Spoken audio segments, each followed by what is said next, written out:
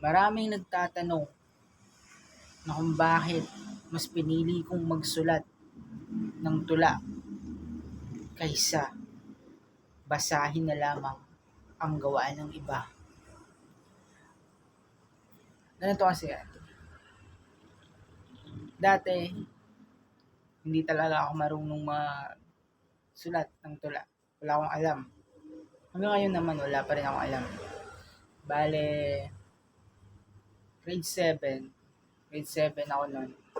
Nahilig ako magsulat, sulat-sulat, kahit walang tugmayan, kahit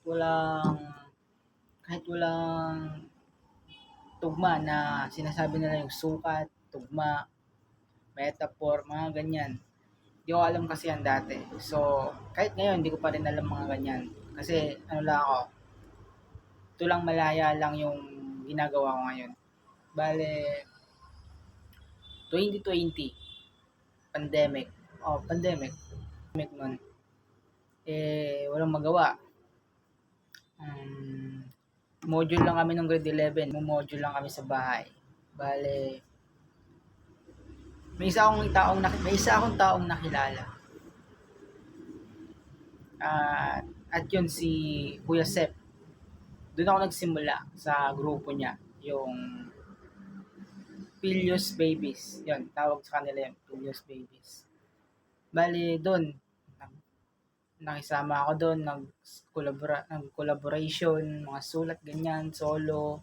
Hanggang sa unti-unti, napapalawa ko yung kaalaman ko sa pagsusulat ng tula. Saka, doon ko rin sinubukan mag-spoken word poetry.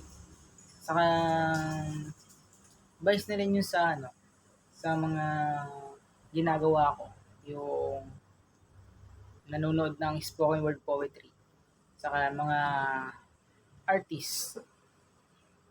So, yun. Pero, bakit ko ba mas piniling magsulat kaysa magbasa na lamang ng gawa ng iba?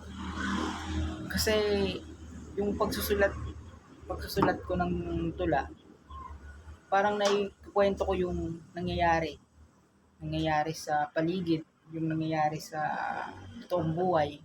Kahit yung totoong buhay na masasabi natin, i-imaginein mo lang yung mga nangyayari, yung mga naganap na, yung mga nangyari na sa mga nakaraan. I-imaginein mo lang yon, tapos bibigyan ko ng konting buhay, lalagyan ko ng katotohanan para maraming makarelate. So, yun. Pero hanggang ngayon naman, pag may dumadaan sa akin newsfeed ko sa Facebook, nagbabasa pa rin naman ako ng tula. Hindi lang masyado ganun kadalas. Kasi mas gusto ko yung magsulat tapos i-voice over. Hindi na rin ako gumagamit ng notebook sa pagsusulat ng tula. Balit type lang on the spot. Minsan nire-record ko on the spot. Tinatype ko sa editing na yung lines. Sa editing ko na dinalapan. Yun. Wala.